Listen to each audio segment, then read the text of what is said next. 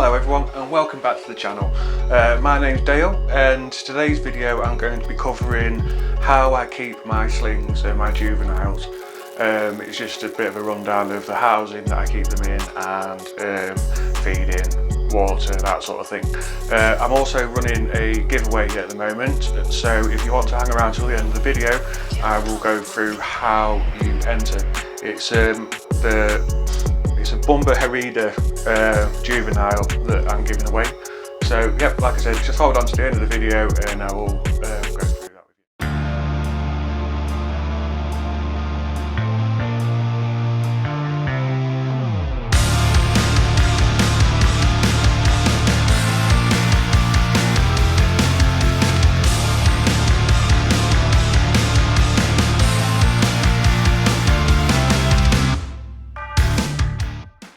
So it's really small slings, it's like 1 to 2 centimeters. I tend to use these. I find these are the best things to use, and all I do is fill them up about halfway, 3/4 of the way with substrate. I tend to just use topsoil in these, and that is about, put a bit of water in there, make sure the bottom layers are wet, and that's about all you need in there, because you don't want them to have too much room that they can't find the food, and it just makes it easy for us as keepers to be able to monitor the spiderling, just make sure it's doing okay. As a spiderling, I'll feed them every 3 to 4 days, and I've found the best food for them as spiderlings is I tend to use pinhead crickets.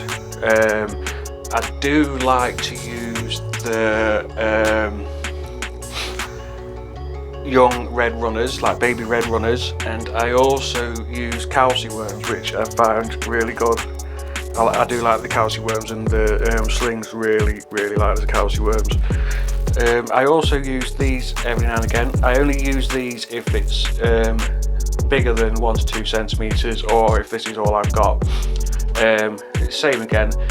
This one I've got a water dish in, but in here I've got like about half full of substrate again. And yeah, so I find these two are the best ones for your slings. This for the really small slings, this for them if they're slightly bigger. So when it comes to feeding the slings, like I said, I usually give them, at the minute I'm predominantly using the red runner, which is baby red runners. I'll put a link in here at some point just to take to a video of how I keep my lateralis roaches. They're very easy to breed and have a colony of. They make brilliant feeders at all sizes, and they're probably my preferred feeder of all, to be honest. So yeah, just get them. There we go. I tend to just chuck in the food first, and then once it's got the food, because I found what happens sometimes is if you put the water in first, you spook your tarantulas. So I just tend to just feed them first, then a little bit of water in there, and that's that done. And then if we move on to the next one, now this one here, there's a shed in there, I'll get that out at some point. So this one here, like I said, he's slightly bigger. He'll be alright in here for another moult, I'd have thought.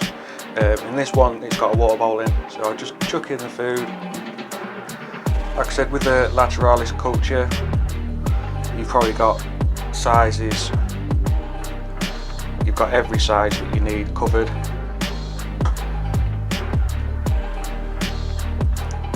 To be honest, I thought this one would have eaten by now. It has recently shed, probably about 5-6 days ago.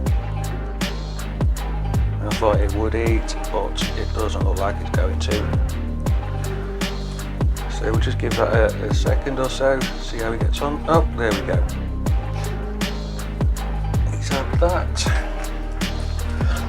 The soil's still got some moisture in it, so I don't need to do anything with the soil. I just see if I can get this over a bit.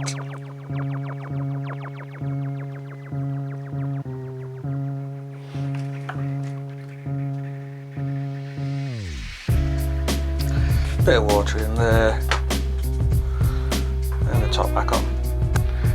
Yep, so once they're bigger, they go into enclosures like these ones here. You can see what sort of size they are with my hand next to them. There we go. So this is for a more terrestrial species, and this I would use for something that was arboreal, and I would also use these for something that was fossorial. So with the arboreal one, I've just filled it to here with the substrate, put a bit of cork bark up the back like that, so it's got somewhere to go behind and hide and web up, and I've got a water bowl in there. In here I've got potting soil, topsoil sorry, and I've got some collected substrate that I've collected from the woods nearby. Yeah, but what I would do differently if it was a fossorial species is I'll probably fill it to around here with the substrate. The only thing I would say is I've found a lot of time if you fill it up too high with the substrate, when they start to excavate their burrows, they've got nowhere to put the soil. So I find if you probably do it to around this sort of height, and that should be about right there. And then with the terrestrial ones, I put in, so here, well, it's about half, 2/3 full of substrate. I've got a hide in there, I've got the water bowl in there. It's the same substrate as I've got in this one. And yeah, that is ideal for, and once they start getting to probably the 5 or 6 centimetre mark. So the my store, I did only just feed him or her, so it's not going to want to eat, but I can, we've got a molt in here, so we'll take out the molt, take that out, and just top up the water bowl. You'll find your slings and your younger tarantulas are very prone to drying out, so you just need to make sure that you've always got water in there, the substrate damp, or you've got damp bottom layers, or you've got a water dish in there for them. And then here, this one, I think this one does want feeding, so we'll just have a go at feeding this one. So yeah, let's try feeding this one. So this one is a Bumba Harida. He's gone to the back there, let's see if I can get, there we go. So yeah, a Bumba Harida, and this one I'm going to give him a young dubia roach. Let's see if he wants to eat that.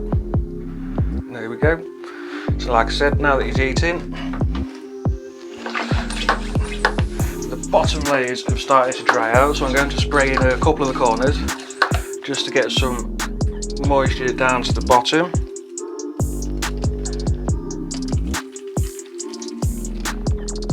Fill up the water bowl, and that is that. That's the maintenance for this one done. Once they get to this sort of size, I probably am feeding them once a week, every 7 to 10 days, something like that. Yeah. So like I said, I'm trying to keep the top layers dry or moist, so they're not soaking, and then the layers below, I'm trying to keep a little bit more moist. So like I showed there, it's like spray in the corners. If it's a moisture dependent species like a Therophosa, I tend to mist down moss or whatever I've got in there as well with them.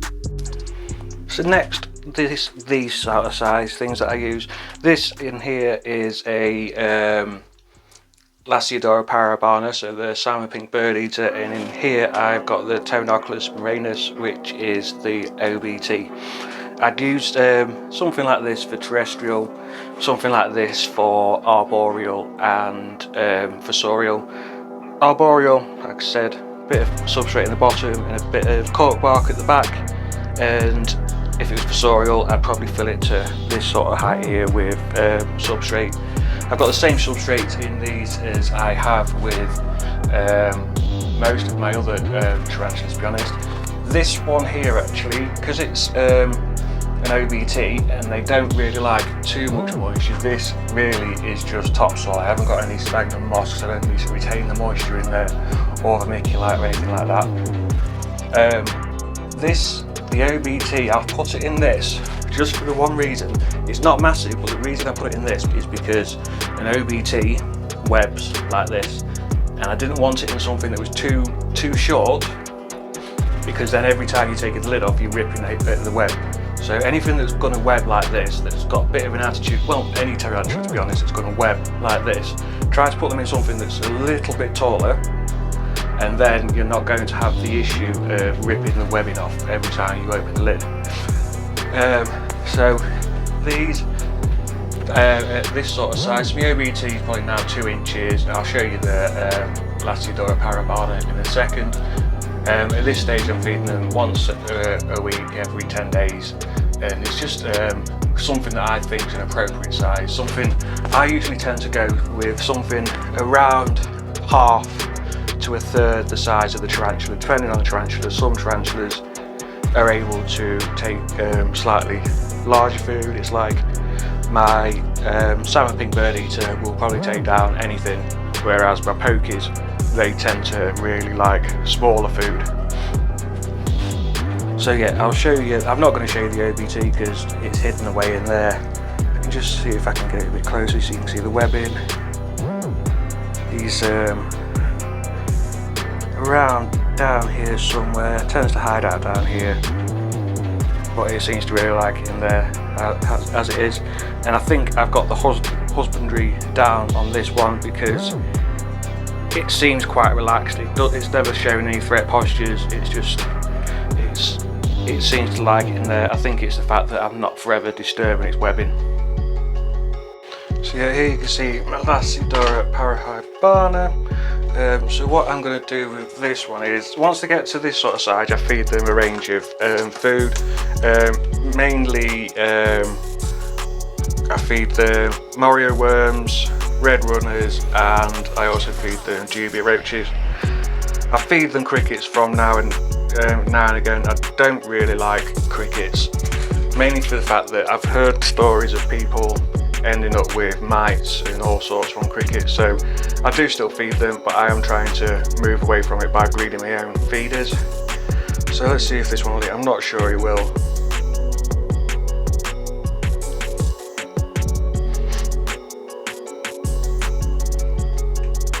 Oh yeah, there we go. So yeah, the bottom layers on this are still quite moist. I need to fill up the water dish, which I'm probably going to have to do later now because he's decided to sit in the water dish. Let me just see if I can show you. You will always get several tarantulas that do this. I don't know why they do it. I think it's just to get on my nerves. But you'll clean out the water dish, you'll fill it up, and then they'll decide to go and chuck dirt in there. So yeah.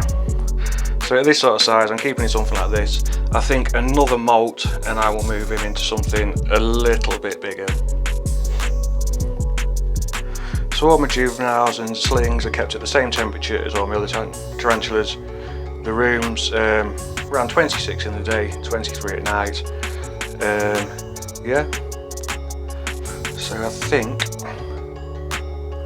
that is that. Once they get to this sort of, once they're at these sort of sizes, you can move them into anything really. It's like you've got a whole selection of different things you can move them into.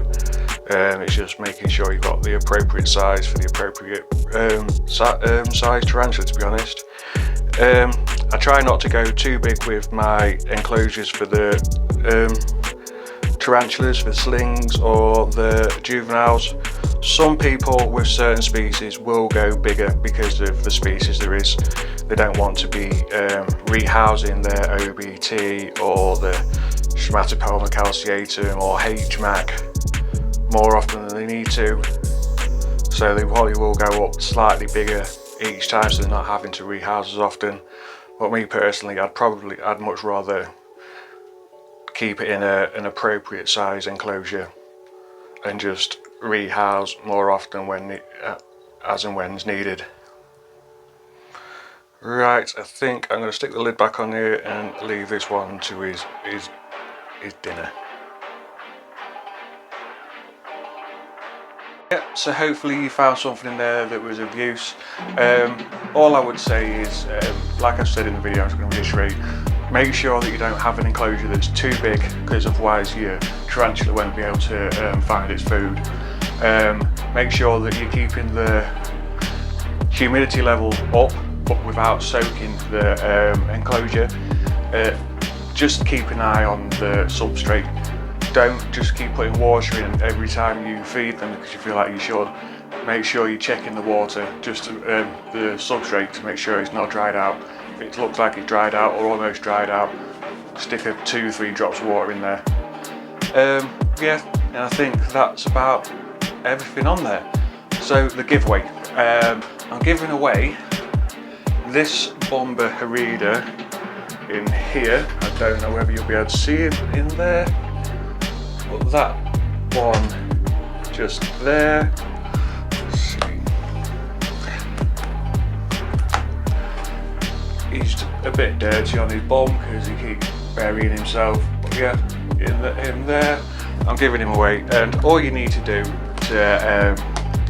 to win that is to subscribe to the channel and then just write down in the comments that you've entered the giveaway, and I will put you into the hat to draw that out. It's finishing 2 weeks from yesterday, so that will be I don't know off the top of my head, but yeah, 2 weeks from yesterday. I'll put the date in the description anyway, and I'll put the details in the description as well. Yep, so I hope that helped people. It's like there's a lot of other YouTubers that have got videos like this. I know that Tom Moran, he does a really good video covering keeping slings as well, so yeah, you could always check them out as well if you wanted to. So thank you very much for watching, everyone. Like, subscribe, hit the bell notification, because then if you like what I'm doing, you'll get a notification every time that I put something out. Yeah, hope you have a really good week, and I will see you. Oh, that's another point actually. I'm going to start swapping my day to a Saturday rather than a Friday now. It just works out a bit easy for myself. So yeah, so I will see you next Saturday. Thank you very much for watching, everyone.